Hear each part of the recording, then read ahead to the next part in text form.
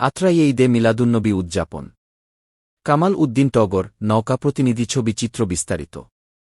নওগাঁর আত্রাইয়ে পবিত্র ঈদে মিলাদুন্নবী উদযাপন উপলক্ষে হরত মুহাম্মদ এর জীবন ও কর্মের উপর আলোচনা সভা ও দোয়া মাহফিল অনুষ্ঠিত হয়েছে। শনিবার ৬ সেপ্টেম্বর বাদ জোহর উপজেলা প্রশাসনের আয়োজনে ও ইসলামিক ফাউন্ডেশন এর সহযোগিতায় উপজেলা পরিষদ সভাকক্ষে আলোচনা সভা ও দোয়া মাহফিলে সভাপতিত্ব করেন সহকারী কমিশনার ভূমি মোহাম্মদ নূরে আলম সিদ্দিক। এ সময় উপস্থিত ছিলেন উপজেলা কৃষি অফিসার কৃষিবিদ Prosenjit Talukdar, united press club Atrai, Naogaon সভাপতি কামাল উদ্দিন টগর, আত্রাই মুক্তিযোদ্ধা কমান্ডার বীর মুক্তিযোদ্ধা আব্দুল মান্নান। মূল আলোচক ছিলেন আত্রাই উপজেলা ইসলামিক ফাউন্ডেশনের ইনচার্জ মোহাম্মদ আকবর হোসেন। অন্যান্যের মধ্যে আলোচনা করেন মৌলানা রফিকুল ইসলাম, জামায়াত ইসলাম বাংলাদেশ আত্রাই শাখার আমির আসাদুল্লাহ আল গালিব, উপজেলা যুব উন্নয়ন অফিসার এস.এম. নাসির উদ্দিন প্রমুখ। এ সময় বিভিন্ন ধর্মীয় প্রতিষ্ঠানের প্রধান ও গণ্যমান্য ব্যক্তিবর্গ উপস্থিত ছিলেন। আলোচনা শেষে দোয়া অনুষ্ঠিত হয়। প্রতিবেদন কামাল উদ্দিন টগর, নওগাঁ জেলা প্রতিনিধি। ক্যামেরায় শাহরিয়া আহমেদ সাদিক।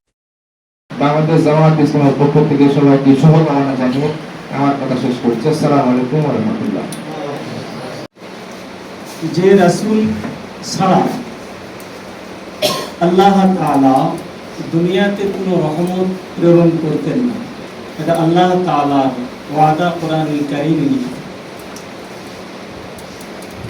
যিনাকে আমাদের মাঝে আল্লাহ তাআলা রহমত স্বরূপ প্রেরণ করেছেন, তিনার জীবন আদর্শ যদি আমরা আমাদের জীবনে প্রত্যেকটা ক্ষেত্রে বাস্তবায়িত করি, তাহলে আমাদের পারিবারিক জীবন থেকে রাষ্ট্রীয় জীবন পর্যন্ত আল্লাহ তাআলা আমাদেরকে অনাবিল সুখ আর শান্তি দান করবেন ইনশাআল্লাহ।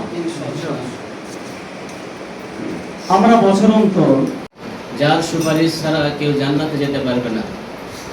যে নবী প্রিয় নবী সাল্লাল্লাহু আলাইহি সাল্লাম দুনিয়ার জীবনে আসার পূর্বে তার পিতা আব্দুল্লাহ অত্যন্ত আল্লাহ রাব্বুল আলামিনের একটি বিশেষ বান্দা হিসেবে ওনাকে এই পৃথিবীতে পাঠিয়েছেন।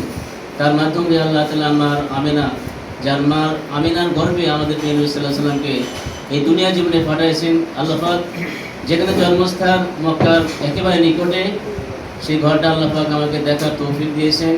আসলে সেই জায়গা আমরা যদি হাজির হতে পারি, দু চোখের পানি আসে।